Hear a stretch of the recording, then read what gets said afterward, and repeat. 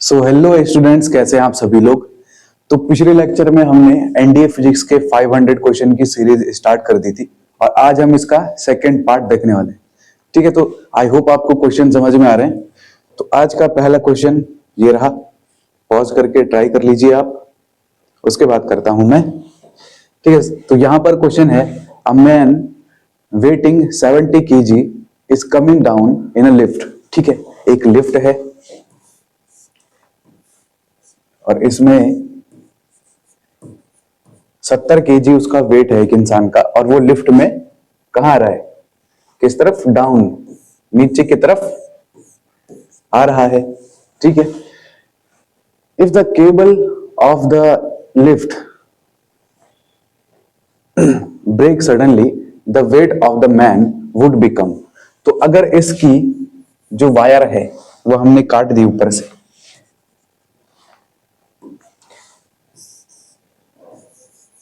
ये वायर है ये हमने काट दी, तो काटने के बाद इसके साथ क्या होगा, तो सबको पता है ये नीचे गिर जाएगा, पर इसका वेट फिर कितना हो जाएगा, इसका वेट कितना हो जाएगा। तो यहां से इंपॉर्टेंट बातें क्या हैं कि वेट नीचे की तरफ लगता है mg, जो कि होगा 70g। ठीक है, वेट का फॉर्मूला क्या होता है, weight equals to m into G, है ना। तो नीचे लगेगा 70g, पर एक कंसेप्ट होता है, अगर नीचे की तरफ लग रहा है 70g तो ऊपर की तरफ भी नॉर्मल रिएक्शन लगेगा। नॉर्मल रिएक्शन आप, आई होप आपको आता हो। जैसे वेट लग रहा है नीचे mg, तो इसकी अपोजिट फोर्स कौन सी लगती है ऊपर की तरफ, n, नॉर्मल रिएक्शन। सॉरी, तो ऊपर की तरफ जो फोर्स लगती है वो होती है नॉर्मल रिएक्शन। और वेइंग मशीन से जो हम वेट मेजर करते हैं, इंपॉर्टेंट बात है, वेइंग मशीन से जो वेट हम ऑब्जर्व करते हैं वो वेट होता है n, नॉर्मल रिएक्शन। हमने जो वेइंग मशीन पर फोर्स लगाया उसका अपोजिट फोर्स जो हमारे ऊपर लगा ऊपर की तरफ, वही मेजर कौन करता है, वेइंग मशीन। ठीक है, तो वेइंग मशीन में जब भी हम नापते हैं तो वो क्या होता है, नॉर्मल रिएक्शन। कंसेप्ट, ठीक है, कंसेप्ट बिल्ड हो गया है आपका। तो वो क्या होगा, नॉर्मल रिएक्शन।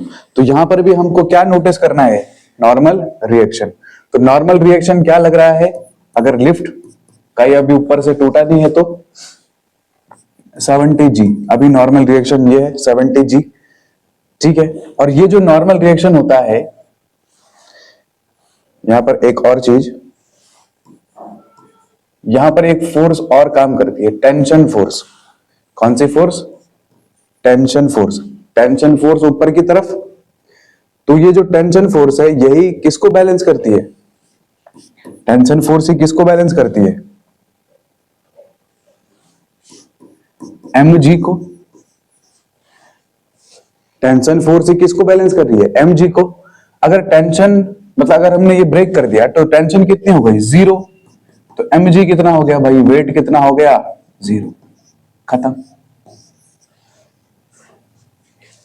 ठीक है, अब नॉर्मल रिएक्शन कितना लगेगा, नॉर्मल रिएक्शन कितना लगेगा, नॉर्मल रिएक्शन अब लगेगा टूटने के बाद। टूटने के बाद अब नॉर्मल रिएक्शन कितना लगेगा, 0, क्योंकि अब वो नीचे ही फोर्स नहीं लगा पा रहा है। तो कटने के बाद mg हो जाएगा 0, वेट हो जाएगा 0।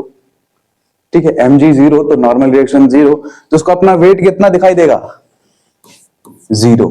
ठीक है, बहुत ही इंपॉर्टेंट कंसेप्ट है। तो 0 इसको अपना वेट दिखाई देगा। अगर इतना सबको समझ नहीं आया तो सिर्फ ये याद रख लो, अगर एक केबल ब्रेक हो जाए तो हमें अपना वेट लिफ्ट में कितना पता चलेगा, 0। ठीक है, और तरीका भी है इसको सॉल्व करने का। एक और तरीका है, थोड़ा कॉम्प्लिकेटेड है, पर देखो, n इक्वल्स टू,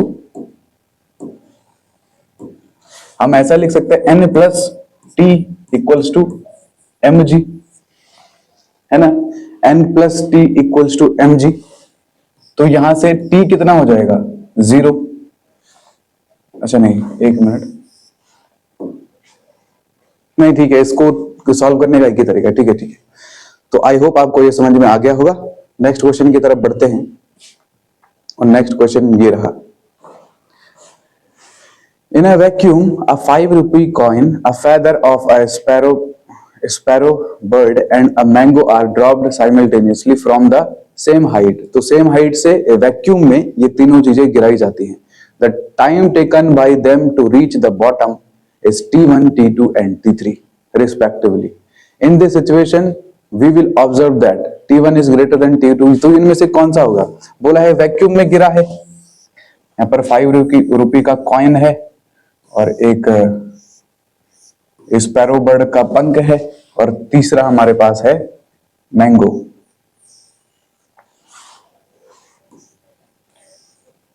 ये रहा मैंगो.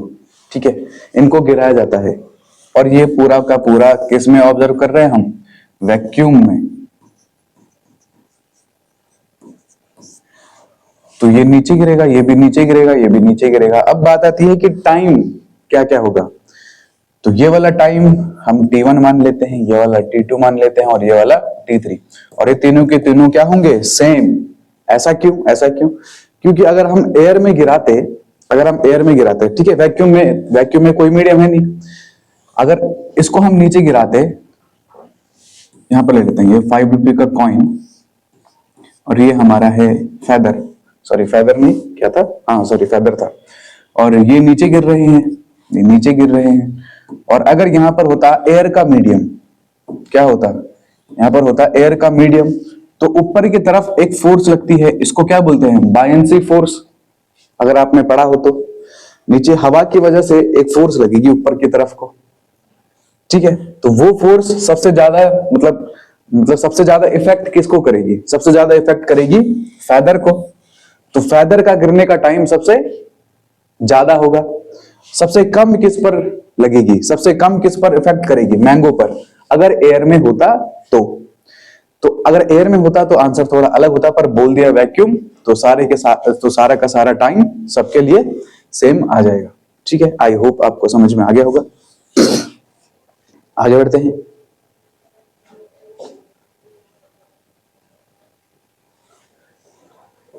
ठीक है, अब थर्ड क्वेश्चन हमारा. If some object is weighted when submerged in water, what will happen to its weight compared to its weight in air? अब यहां पर फिर से बायंसी फोर्स का ही हमारे पास क्या है?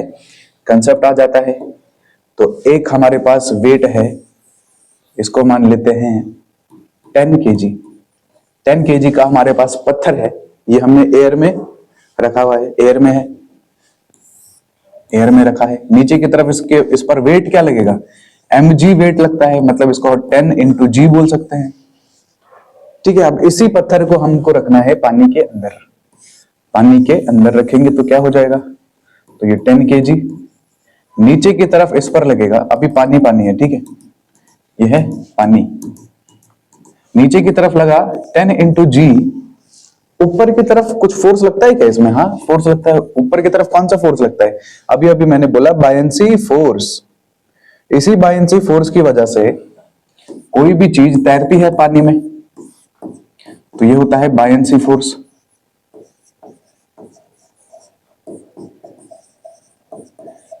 अब देखो यहां पर टोटल वेट कितना है? टोटल वेट यहां पर अगर मैं बोलूं इन एयर, ये क्या हो जाएगा? 10 into g. यहां पर अगर मैं टोटल वेट बोलूं तो कुछ माइनस करना पड़ेगा. किसमें से? Total weight in water. Total weight in water में क्या करना पड़ेगा? mg माइनस में ऊपर की तरफ भी एक फोर्स लग रहा है, fb बोल सकते हैं. तो यहां पर mg में थोड़ी सी क्या आ जाएगी? कमी आ जाएगी. ये बहुत ही इंपॉर्टेंट कंसेप्ट है, इसको थोड़ा ध्यान में रखना. और हमारे पास जो सही आंसर हो जाएगा डिक्रीजेस. पानी में डाल देंगे तो वेट हल्का सा डिक्रीज हो जाएगा. ठीक है, ऐसा नहीं होगा कि यहाँ पर 10 किलो का है तो पानी में जाके 5 किलो का हो जाएगा. इतना डिफरेंस नहीं होता, हल्का सा पॉइंट में डिफरेंस आ जाएगा. ठीक है, आगे बढ़ते हैं. नेक्स्ट क्वेश्चन ये हमारा है फोर्थ क्वेश्चन. तो एक बार ट्राई कर लीजिए. Which one of the following statement about energy is correct? ये तो बहुत ही हलवा क्वेश्चन हो गया फिर तो. Energy can be created as well as destroyed, ये गलत है. Energy can be created but not destroyed. Energy can neither be created nor be destroyed. यही आपको टिक करना है और ये तो सबको याद होता है. नेक्स्ट क्वेश्चन है हमारे पास. If an object moves with constant velocity then which one of the following statement is not correct. क्या बोला है, एक ऑब्जेक्ट है और ये with constant velocity, constant velocity v मान लेते हैं, v वेलोसिटी से ये जा रहा है, तो कौन सा स्टेटमेंट करेक्ट नहीं होगा। ये नॉट वाला वर्ड बहुत ही ध्यान में रखना, not correct. It's motion is along a straight line, हाँ स्ट्रेट लाइन में होगा क्योंकि वेलोसिटी भी क्या है, वेलोसिटी कांस्टेंट है। वेलोसिटी कांस्टेंट मतलब समझ रहे हो ना, स्पीड भी कांस्टेंट और इसकी डायरेक्शन भी है, इसके पास एक ही डायरेक्शन है, इसका मतलब स्ट्रेट लाइन में ही ये मूव करेगा, तो ये बात तो सही है। Its speed changes with time, नहीं स्पीड चेंज नहीं होगी, तो हमारे पास सही आंसर कौन सा हो जाएगा, बी वाला। ठीक है, स्पीड चेंज नहीं होगी ना, वेलोसिटी बोल दिया कांस्टेंट है। इसके बाद इट्स एक्सेलरेशन इज जीरो, ये बात भी सही है, एक्सेलरेशन जीरो है तभी तो वेलोसिटी कांस्टेंट है। इसके बाद बोला it's displacement increases linearly with time, हाँ ये भी होता है, लीनियरली डिस्प्लेसमेंट चेंज होता है टाइम के साथ अगर वेलोसिटी कांस्टेंट है तो। ठीक है, आगे बढ़ते हैं। सिक्स्थ क्वेश्चन है, ऐसे क्वेश्चन आपके पास बहुत आएंगे। इनर्शिया, ठीक है, यहां पर इनर्शिया वाला क्वेश्चन है, which one of the following has maximum inertia. Maximum inertia, अब जरा इनर्शिया का कंसेप्ट समझते हैं। इनर्शिया, इनर्शिया क्या होता है, इनर्शिया मतलब होता है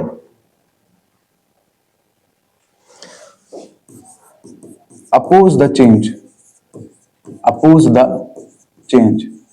जब भी इनर्शिया वर्ड आपके पास आए तो आपको क्या रखना है याद, आपको याद क्या रखना है, आपको क्या याद रखना है कि इसका मतलब होता है अपोज द चेंज। अब ये अपोज किस तरह से कर सकता है, जैसे अब हमारे पास इतने सारे ऑप्शन है तो इनमें से हमें ये टिक करना है कि मैक्सिमम चेंज कौन अपोज करेगा, मैक्सिमम चेंज कौन अपोज करेगा। सबसे पहला है अन एटम, एटम का साइज कितना होता है,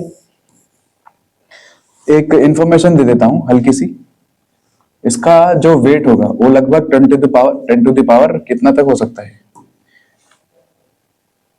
एक minute, 10 to the power 31 minus 24 तक, 24 kg, इतना इसका क्या होता है, मास होता है। थोड़ा सा गड़बड़ हो सकती है इसमें, 20 या फिर 18 तक हो सकता है, ये केजी इसका मास है।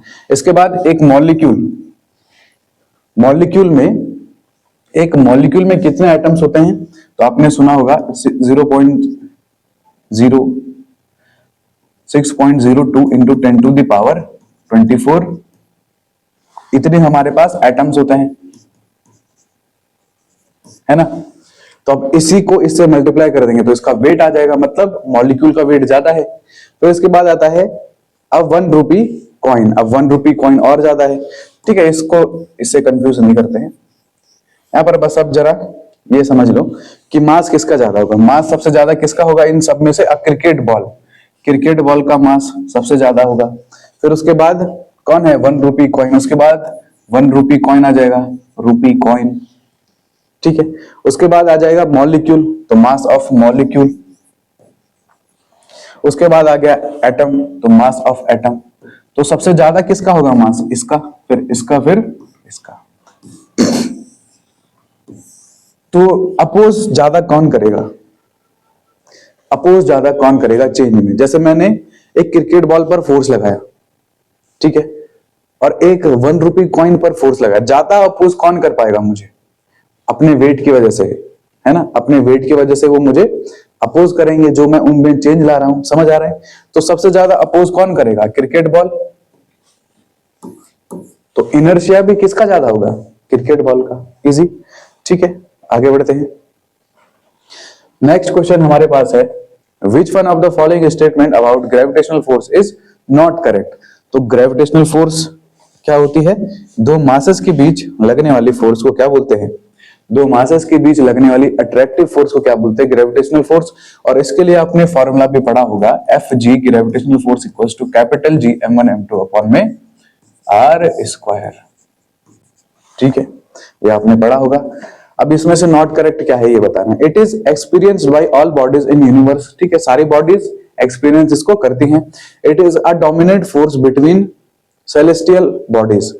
सेलेस्टियल बॉडीज में डोमिनेट करती है ये फोर्स। सेलेस्टियल मतलब बहुत बड़े बड़े ऑब्जेक्ट्स में ये फोर्स डोमिनेट करती है, ठीक है, ये बात भी सही है।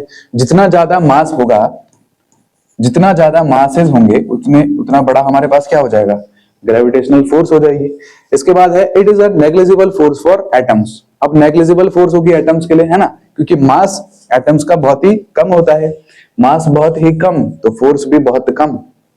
दो एटम्स हैं, बहुत ही छोटे छोटे हैं, उनके पास मास बहुत कम है तो फोर्स की वैल्यू भी इनकी कम हो जाएगी। इसके बाद आता है it is same for all pair of bodies in our universe. It is same for all pairs of bodies. तो हर पेयर ऑफ बॉडी के लिए सेम नहीं होता है ना, ये हमने देखा। जैसे हमने एटम्स देखे तो इनके बीच में फोर्स बहुत कम लगा, और बड़े बड़े सेलेस्टियल ऑब्जेक्ट देखे तो उनके लिए ये कंसिडरेबल है, बहुत ही ज्यादा। हम यहाँ पर बता सकते हैं फोर्स की वैल्यू क्या है, एग्जैक्टली हम निकाल भी सकते हैं। यहाँ पर निकालना बहुत टफ हो जाएगा क्योंकि मास भी बहुत कम है, ठीक है। तो हमारे पास जो सही आंसर हो जाएगा वो हो जाएगा डी वाला। It is same for all pairs of bodies. अलग अलग पेयर की बॉडी पर अलग अलग फोर्स लगता है, सेम नहीं होता है ये, ठीक है। इसके बाद आगे बढ़ते हैं। नेक्स्ट हमारे पास है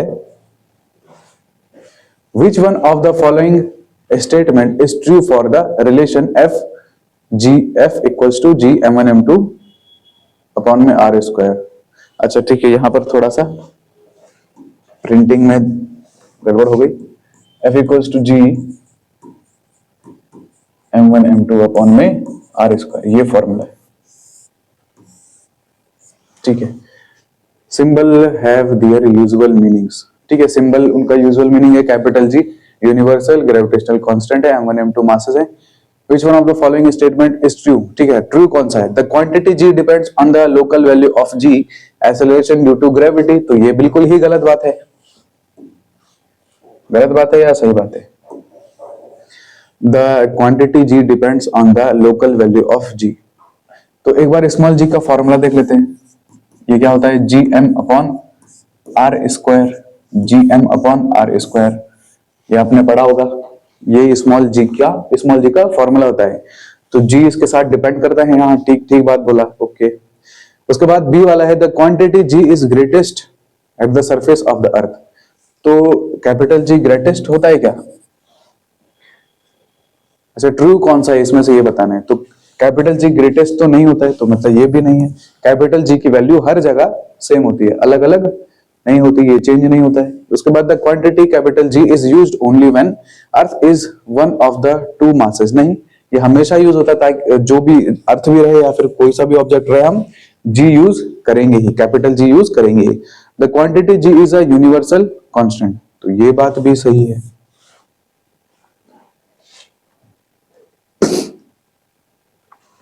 अच्छा, यहां पर एक बात और है, the quantity capital G depends on the local value of G. तो लोकल वैल्यू पर ये डिपेंड नहीं करता है, लोकल वैल्यू पर भी डिपेंड नहीं करेगा, ये तो यूनिवर्सल कांस्टेंट है। तो ऐसा नहीं होगा कि जी की वैल्यू थोड़ी चेंज कर दी तो कैपिटल जी चेंज हो जाएगा। यहां पर ये जी क्या है, कांस्टेंट है, यूनिवर्सल, यूनिवर्सल कांस्टेंट है। इसका मतलब हर जगह पर ये सेम है। जी की वैल्यू कुछ भी कर दो, कैपिटल जी पर कभी भी कोई फर्क नहीं पड़ता है, ठीक है। तो हमारा जो सही आंसर हो जाएगा वो है डी ऑप्शन। आगे बढ़ते हैं।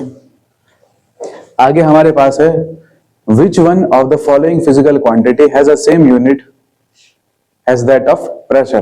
तो ऐसे क्वेश्चंस आपके पास आते ही रहेंगे बीच बीच में। Same unit as the pressure, तो प्रेशर की यूनिट देख लेते हैं। प्रेशर का फॉर्मूला होता है फोर्स अपॉन में एरिया। फोर्स होता है न्यूटन और एरिया होता है मीटर स्क्वायर, तो ये हो जाएगा न्यूटन मीटर स्क्वायर। अब प्रेशर की एक और यूनिट होती है पास्कल, पास्कल पीए। अब ये पास्कल यूनिट तो इनमें से किसी की होगी नहीं, ठीक है, पास्कल यूनिट इनमें से किसी की होगी नहीं, तो हमें ये वाला देखना है, न्यूटन मीटर स्क्वायर, न्यूटन पर मीटर स्क्वायर। तो ये -2 हो जाएगा, सॉरी, न्यूटन पर मीटर स्क्वायर। तो इनमें से कौन सा होगा? तो एंगुलर मोमेंटम क्या होता है, L इक्वल्स टू mvr। इसके बारे में कल भी बात करी थी। तो m होता है, m तो किस में आ जाएगा, केजी में, v किस में आता है, मीटर पर सेकंड में, और r आता है मीटर में। तो मीटर स्क्वायर ऐसा भी लिख सकते हैं, मीटर स्क्वायर पर सेकेंड। तो ये तो नहीं है। इसके बाद स्ट्रेस आता है, स्ट्रेस। तो स्ट्रेस का फॉर्मूला क्या होता है? फोर्स अपॉन में एरिया। इसका सेम फॉर्मूला है तो इसकी यूनिट भी सेम हो जाएगी। ठीक है, तो ऑप्शन नंबर बी हमारा सही आंसर हो जाएगा। स्ट्रेस और प्रेशर का फॉर्मूला सेम होता है। ठीक है, आगे बढ़ते हैं।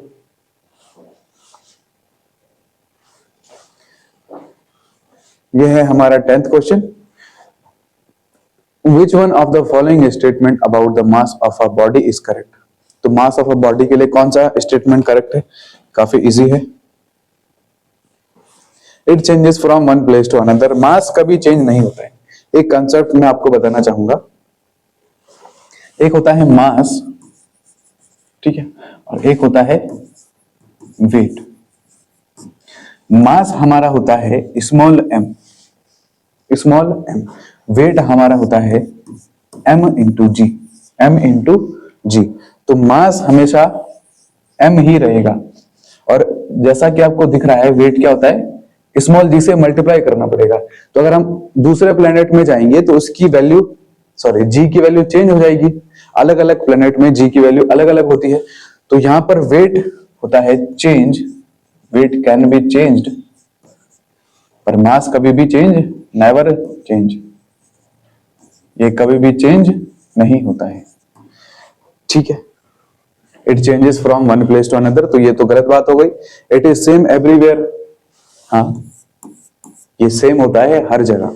अगर हमारे पास 2 kg मास है, तो अगर हम चांद पर ले गए उसको, तो उसका मास 2 kg ही रहेगा। मून पर ले गए तो है, मून और चांद एक ही तो हुआ। ठीक है, वहां पर मार्स पर ले गए तो थोड़ा अलग हो जाएगा, अलग नहीं होगा, मास अलग नहीं होता है, वेट अलग होता है। It depends on its shape. तो शेप पर डिपेंड करता है क्या? नहीं, शेप कैसा भी रख लो, वेट पर, सॉरी, मास पर कोई फर्क नहीं पड़ेगा। It does not depend on its temperature. तो क्या टेम्परेचर पर डिपेंड होता है क्या? ऐसा होता है क्या कि 2 kg का कोई हमारे पास मास है, हमने उसको गर्म किया, मेल्ट तो हो गया, मेल्ट होने के बाद उसका वेट, सॉरी, उसका मास कम हो गया? ऐसा नहीं होता है। तो ऐसा भी नहीं होता है। तो हमारे पास ऑप्शन नंबर बी हमारा सही आंसर हो जाएगा। आगे बढ़ते हैं। 12 क्वेश्चन है। A ball balanced on a vertical rod is an example of stable equilibrium, unstable equilibrium, neutral equilibrium और परफेक्ट इक्विलिब्रियम। तो यहां पर जरा समझ लेते हैं पहले कि स्टेबल इक्विलिब्रियम होता क्या है। स्टेबल इक्विलिब्रियम होता है ऐसा, और यहां पर हमने रख दी बॉल। अगर हम इस बॉल को अपनी मेन पोजीशन से, इसको क्या बोलते हैं? इस वाली पोजीशन को बोलेंगे मेन पोजीशन। अगर हम इस बॉल को मेन पोजीशन से हल्का भी डिस्प्लेस करेंगे तो ये अपनी मेन पोजीशन पर दोबारा आ जाएगी। हल्का सा भी डिस्प्लेस किया तो वो घूम करके वापस अपनी जगह पर आ जाएगी। ठीक है, जैसे हम ऐसे भी समझ सकते हैं, स्टेबल इक्विलिब्रियम मतलब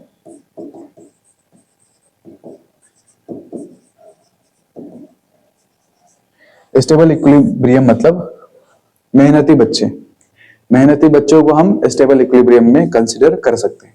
उनका हल्का सा, या फिर कभी कभी कुछ हो सकता है उनके घर में कोई दिक्कत आ गई, तो उसकी वजह से हल्का सा वो डिस्प्लेस हो जाते हैं अपनी जगह से। अपनी जगह से मतलब मेहनत करना थोड़ा कुछ दिनों के लिए बंद कर देते, पर वापस वो अपनी जगह पर आ जाते हैं, वापस वो मेहनत करना स्टार्ट कर देते हैं। तो स्टेबल इक्विलिब्रियम ऐसे समझ सकते हैं। इसके बाद आता है अनस्टेबल इक्विलिब्रियम। अनस्टेबल इक्विलिब्रियम होता है ऐसा, इसको हम क्या बोलते हैं? Unstable equilibrium.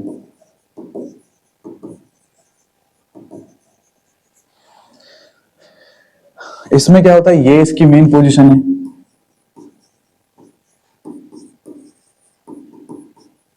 इसको हल्का सा भी डिस्प्लेस करेंगे तो ये अपनी मेन पोजीशन पर कभी भी लौट कर वापस नहीं आएगा।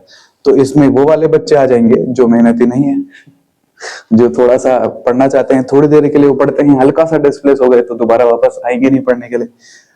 ठीक है, तो ये इससे समझ सकते हैं। तो स्टेबल और अनस्टेबल हमें समझ में आया। इसके बाद आता है न्यूट्रल इक्विलिब्रियम और परफेक्ट इक्विलिब्रियम। तो न्यूट्रल इक्विलिब्रियम और परफेक्ट इक्विलिब्रियम क्या होता है? परफेक्ट इक्विलिब्रियम क्या होगा? हम स्टेबल इक्विलिब्रियम को ही क्या बोलेंगे? परफेक्ट इक्विलिब्रियम बोलेंगे। और ये कैसा होगा?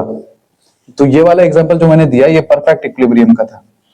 ठीक है, यहां पर हमें एक्स्ट्रा फोर्स नहीं लगानी पड़ी, क्या करने के लिए? उसको अपनी मेन पोजीशन में आने के लिए। मेन पोजीशन में आने के लिए हमें अगर बिल्कुल भी फोर्स ना लगाना पड़े तो उसको बोलते हैं परफेक्ट इक्विलिब्रियम। क्या बोलेंगे उसको? Perfect equilibrium. तो ये स्टेबल इक्विलिब्रियम भी है और परफेक्ट इक्विलिब्रियम भी है।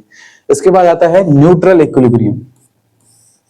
न्यूट्रल इक्विलिब्रियम क्या होता है? अगर मेन पोजीशन से हल्का सा डिस्प्लेस हो गया तो हमें हल्की सी फोर्स लगानी पड़ती है उसको दोबारा अपनी पोजीशन में लाने के लिए, तो उसको हम क्या बोल देंगे? Neutral equilibrium.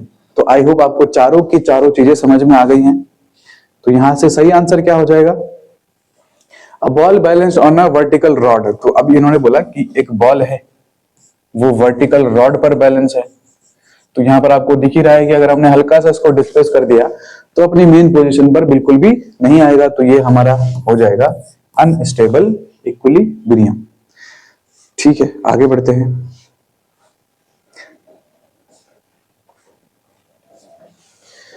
अब ये है, तो ये इंपल्स, इंपल्स आपको हर जगह दिख रहा होगा। इंपल्स एक दो क्वेश्चंस में आ गया पहले भी, तो इंपल्स बहुत ही इंपॉर्टेंट है। ठीक है, इसके बाद the impulse on a particle due to a force acting on it during a given time interval is equal to the change in its force, momentum, work done and energy. तो यहां से आपको एक चीज याद रखनी पड़ेगी, फोर्स इंटू टाइम बोला,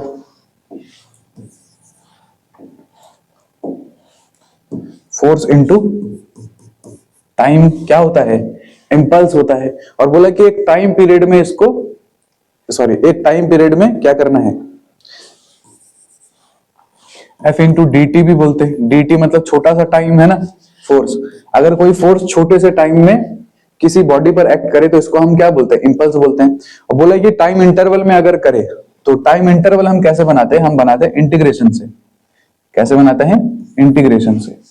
कैसे? जीरो से कोई भी टाइम हो सकता है, 5 सेकंड, 10 सेकंड, तो हम टी बोलते हैं। तो जीरो से टी, तो ये हमने क्या बना दिया? Interval, F into D T, और हमने क्या बना दिया?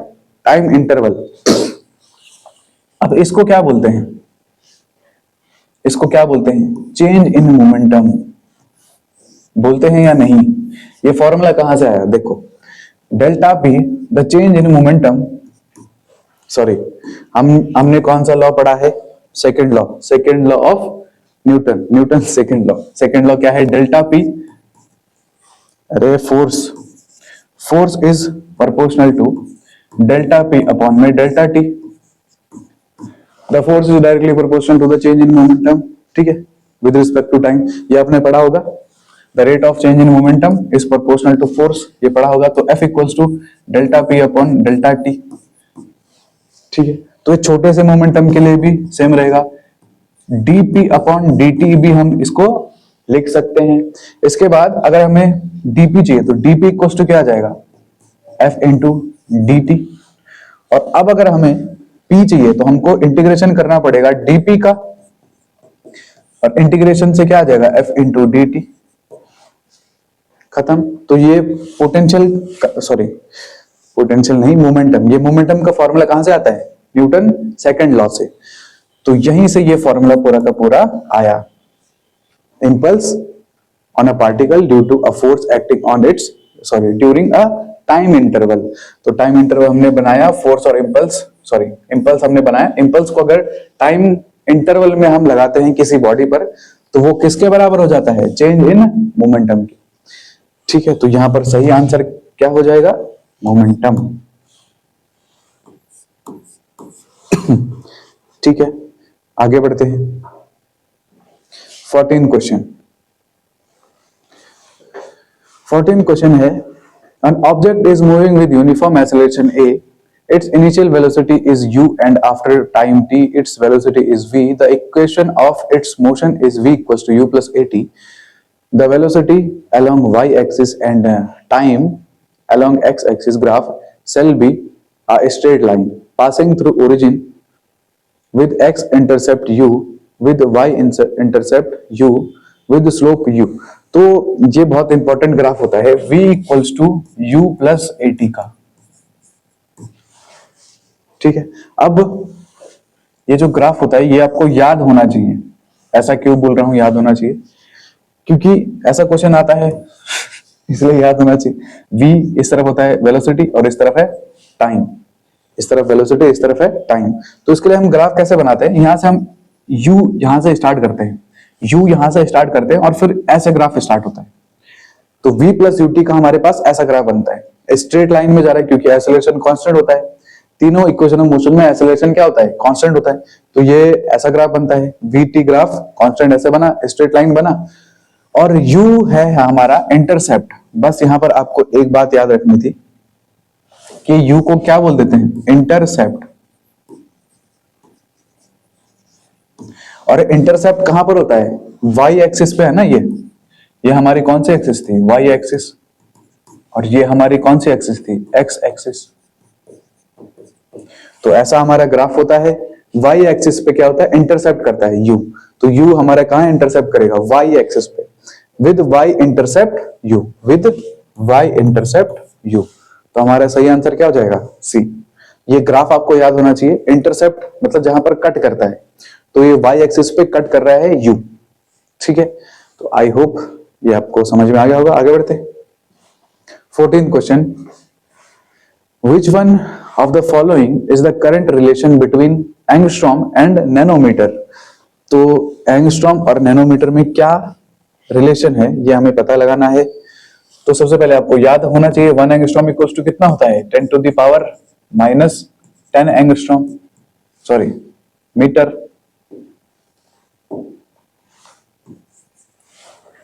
ठीक है, और नैनोमीटर कितना होता है, 1 nanometre equals to 10 to the power -9 metre. ठीक है, 10 टू द पावर -9 मीटर। अब देखो 1 एंगस्ट्रॉम इक्वल्स टू, ये कैसा है, 10 टू द पावर -10। तो अगर हमें यहाँ 10 टू द पावर -9 चाहिए, 10 टू द पावर -9 चाहिए, तो हमें क्या करना पड़ेगा, देखो इसमें हमें सोचना पड़ेगा 1 angstrom equals to 10 to the power -9 metre, -10 metre. अगर हमें मतलब हमें इन दोनों के बीच में रिलेशन चाहिए, नैनोमीटर में और एंगस्ट्रॉम में। तो इस तरफ एंगस्ट्रॉम तो है, इस तरफ नैनोमीटर नहीं है। इस तरफ नैनोमीटर कैसे बना सकते हैं, 10 टू द पावर -10 को 10 टू द पावर -9 बना के। तो ये हम कैसे कर सकते हैं, देखो दोनों तरफ अगर हम 10 से मल्टीप्लाई कर दे, दोनों तरफ 10 से मल्टीप्लाई कर दे, इस तरफ हमने 10 से मल्टीप्लाई कर दिया और इस तरफ भी हमने 10 से मल्टीप्लाई कर दिया। तो यहां पर क्या जाएगा, 10 एंगस्ट्रॉम इक्वल्स टू, अब ये है 10 टू द पावर -10 और हमने 10 टू द पावर 1 से मल्टीप्लाई किया है, तो ये पूरा का पूरा मीटर में आएगा। इसके बाद 10 angstrom equals to 10 to the power -1, ये -1 + 1 कितना है, 10 टू द पावर -9 मीटर। अब 10 टू द पावर -9 मीटर क्या होता है, 1 नैनोमीटर। तो 10 एंगस्ट्रॉम इक्वल्स टू क्या आ जाएगा, 1 नैनोमीटर। तो ये आ गया रिलेशन। तो 1 नैनोमीटर इक्वल्स टू कितना होता है, 10 एंगस्ट्रॉम। तो 1 नैनोमीटर इक्वल्स टू कहां गया, 10 एंगस्ट्रॉम। हाँ, तो ऑप्शन नंबर बी हमारा सही हो जाएगा। ठीक है, कुछ कुछ वैल्यूज आपको याद होनी चाहिए, जैसे 1 माइक्रोमीटर, 1 माइक्रोमीटर इसको क्या बोलते हैं, micro, 10 to the power -6 metre. और 1 पिकोमीटर, पिकोमीटर होता है 10 to the power -12 metre, -12 metre. इसके बाद और भी होते हैं 1 फर्मी, ये भी बहुत इंपॉर्टेंट है, 1 फर्मी ये होता है 10 to the power -15 metre, 1 fermi. तो ये भी आप याद कर लीजिएगा, ये एक्स्ट्रा है, ये भी पूछ सकता है। पिछले साल में ये पूछा था, 2018 में ये पूछा था, क्या बता 26 में ये पूछ ले। ठीक है, आगे बढ़ते हैं। नेक्स्ट क्वेश्चन हमारे पास ग्रेविटेशन से आ रहा है। A planet has a mass m1, ठीक है, m1 and radius r1, the value of acceleration due to gravity on its surface is g, ठीक है, g1। There is another planet b, पहले ये इंफॉर्मेशन लिख ले, ऐसे क्वेश्चंस में पहले इंफॉर्मेशन लिख लिया करो। ये हमारा प्लैनेट है, छिछी गोल बन जा, हाँ परफेक्ट सर्कल। m1 हमारा है मास और r1 क्या है, रेडियस है इसकी, ठीक है। The value of acceleration due to gravity, और यहाँ पर ग्रेविटी की वैल्यू क्या है, g1। इस प्लेनेट की ग्रेविटी क्या है, g1। Acceleration due to gravity है g1। इसके बाद there is another planet b, sorry planet 2, दूसरा प्लेनेट है, ये रहा, ये बी परफेक्ट सर्कल थोड़ा सा टेढ़ा हो गया, कोई नहीं। Planet 2 whose mass and radius both are 2 times that the first planet. अब ये अगर हमने पहले नहीं लिखा होता तो दूसरी स्टेटमेंट हम पढ़ते तो थोड़ा कंफ्यूजन में आ जाते हैं। तो यहां पर क्या बोला है, 2 टाइम्स है सारा चीज, 2m हो जाएगा, ये 2r1 हो जाएगा, है ना। दूसरा ये प्लेनेट है 1 और ये प्लेनेट है 2। फिर बोला है which one of the following is the acceleration due to gravity on the surface of 2। तो दूसरे वाले के सरफेस पर क्या एक्सेलरेशन ड्यू टू ग्रेविटी होगा। तो सबसे पहले g का फॉर्मूला याद होना चाहिए, g इक्वल्स टू क्या होता है, gm upon R square, gm upon R square, ये फॉर्मूला याद रखना, ठीक है। यहां से अगर हमें g निकालना है, उसको हम g2 बोल दें, है ना, g2 बोल सकते हैं। तो यहां से आ जाएगा g, और m की जगह पर क्या है, 2m1 है, और अपॉन में r का स्क्वायर है तो 2r1 का स्क्वायर हो जाएगा। तो g2 और क्या आ जाएगा, देखो 2gm1 अपॉन में 2 2 4r1, है ना, यही होगा, r1 का स्क्वायर भी होगा, स्क्वायर 2 2 4, तो g2 equals to gm1 upon में 2r1 का स्क्वायर। तो ये हमारा g2 आ गया। अब जरा, और इन्होंने बोला है कि g1 के रिलेशन में चाहिए हमें आंसर, g1 के रिलेशन में, तो g1 भी निकाल लेते एक बार। g1 equals to gm, m कितना है यहाँ पर, m1 अपॉन में r1 का स्क्वायर, ठीक है। तो g1 ये आ गया, g2 ये आ गया। तो क्या कर सकते हैं, यहां पर g1 की वैल्यू पुट कर देते हैं। देखो यहां पर इतना पार्ट क्या है, यहां से ये यहां तक ये पार्ट है हमारा g1, तो यहां से g2 इक्वल्स टू हम क्या लिख सकते हैं, g1 अपॉन में 2, g1 अपॉन में 2, ठीक है। तो g2 की वैल्यू क्या है, g1 अपॉन में 2। तो ऑप्शन नंबर सी हमारा क्या हो जाएगा, सही हो जाएगा, ठीक है। ये फॉर्मूला यहां पर इंपॉर्टेंट था, ये ना आता तो ये क्वेश्चन भी नहीं हो पाता, ठीक है। आगे बढ़ते हैं। आगे हमारा है 16 क्वेश्चन, तो एक बार ट्राई कर लीजिए। 1 dyne a unit of force in CGS system equal to, ठीक है। तो यहां पर हमें क्या बोला है, 1 डाइन है, 1 डाइन, डायन मत बोल देना इसको, ये डाइन है, डाइन, ठीक है। तो 1 डाइन होता कितना है, तो आपको याद होना चाहिए 1 dyne equals to 10 to the power 5 newton, है ना। 1 dyne equals to 10 to the power 5 Newton.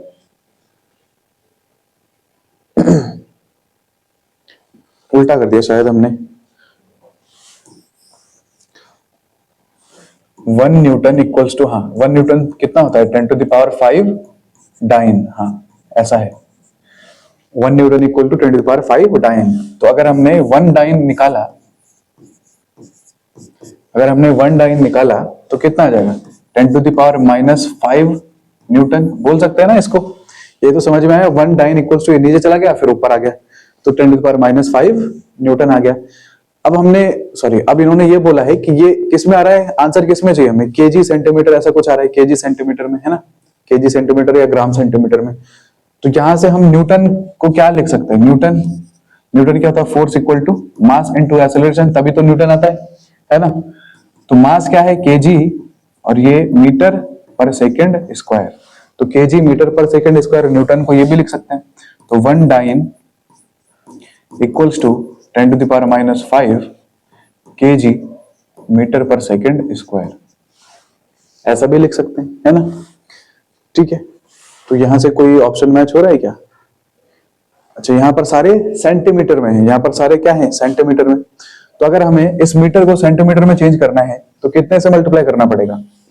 100 से मल्टीप्लाई करना पड़ेगा। तो 10⁻⁻5 इंटू 10⁻², फिर हम इसको लिख सकते हैं केजी, और ये चेंज हो जाएगा सेंटीमीटर में, सेंटीमीटर पर सेकेंड स्क्वायर। ठीक है, समझ में आया? यहाँ पर बस मीटर को चेंज किया हमने, तो मीटर को अगर सेंटीमीटर में चेंज करेंगे तो 100 से मल्टीप्लाई करना पड़ेगा। तो यहां से 1 डाइन इक्वल्स टू कितना आ जाएगा? ये -5 है, ये +2 है, तो 10⁻³ kg सेंटीमीटर पर सेकेंड स्क्वायर। ठीक है, तो इस तरह से हम इसको सॉल्व कर सकते हैं। एक ये चीज याद होनी चाहिए थी, 1 न्यूटन इक्वल्स टू 10⁵ डाइन, और 1 डाइन इक्वल्स टू 10⁻⁵ न्यूटन। तो यहां से सही आंसर क्या हो जाएगा? 10⁻³ kg सेंटीमीटर। ये तो मैच ही नहीं कर रहा है कोई सा भी।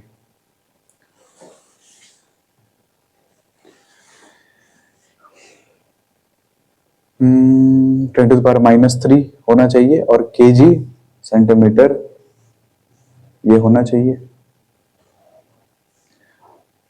ठीक है, तो शायद ऑप्शंस में कोई गलती है, ऑप्शंस में ही गलती है भाई। ई ऑप्शन बना लो, ये मैंने पूरा सही किया है, सही किया ना। 1 newton equal 10⁵ dyne, 1 dyne equal -5 kg metre per second square, kg mass, sorry metre को सेंटीमीटर में चेंज किया, सॉरी मीटर में चेंज किया तो 100 से मल्टीप्लाई करना पड़ेगा। ठीक है, तो एक ऑप्शन और बना लो, 10⁻³ kg सेंटीमीटर पर स्क्वायर, kg सेंटीमीटर पर सेकेंड स्क्वायर। तो यहां से हमारा ई ऑप्शन हमारा सही हो जाएगा। इनमें से कोई ऑप्शन सही नहीं है। 10⁻³ यहाँ पर ग्राम आ गया, देखो ग्राम आ गया यहाँ पर केजी होना चाहिए था, या तो केजी सेंटीमीटर 10⁻⁻। ठीक है, तो हमारा ऑप्शन नंबर ई क्या हो जाएगा? सही आंसर हो जाएगा। ठीक है, तो आई होप आपको ये चीज समझ में आ गई होगी। आगे बढ़ते हैं। इसके बाद है हमारा लास्ट क्वेश्चन।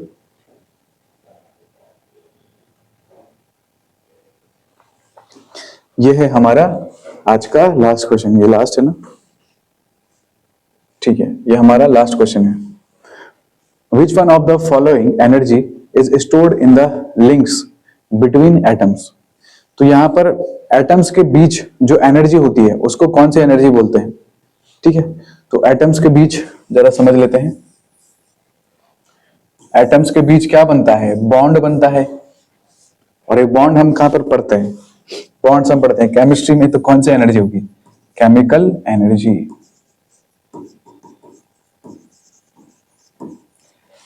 कौन सी एनर्जी होगी? Chemical energy. अब जरा न्यूक्लियर एनर्जी भी समझ लेते हैं। न्यूक्लियर एनर्जी क्या होती है?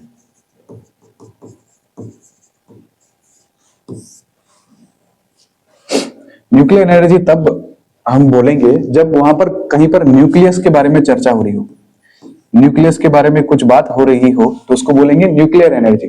जैसे न्यूक्लियर फिजन, न्यूक्लियर फ्यूजन, ये किस में आएगा? न्यूक्लियर एनर्जी में। अल्फा बीटा गामा डीके, ये तीनों किस में आते हैं? न्यूक्लियर एनर्जी में। रेडियो एक्टिविटी अगर आपने पढ़ा हो तो रेडियो एक्टिविटी ही पूरा का पूरा किस में आ जाएगा? न्यूक्लियर एनर्जी में, क्योंकि रेडियो एक्टिविटी क्या होती है? अल्फा बीटा गामा डीके, वो कहां से होता है? न्यूक्लियस से ही होता है। ठीक है, तो उन सब रिएक्शंस में जो एनर्जी आएगी उसको क्या बोलेंगे? Nuclear energy. इसके बाद है पोटेंशियल एनर्जी। पोटेंशियल एनर्जी क्या होती है? इसके बारे में भी बात कर लेते हैं थोड़ा सा। पोटेंशियल एनर्जी, पोटेंशियल एनर्जी होती है पोजीशन की वजह से। अगर हमने किसी ऑब्जेक्ट की ऐसी पोजीशन बना ली जिसकी वजह से उसके अंदर एनर्जी आ जाए तो उसको बोल देते हैं पोटेंशियल एनर्जी। जैसे ये हमने h हाइट पर खड़ा किया है तो इस स्टाइलस के अंदर क्या जाएगा? इस स्टाइलस के अंदर क्या जाएगी? पोटेंशियल एनर्जी आ जाएगी। ठीक है, इसके बाद है थर्मल एनर्जी। थर्मल एनर्जी क्या होती है? थर्मल मतलब हीट,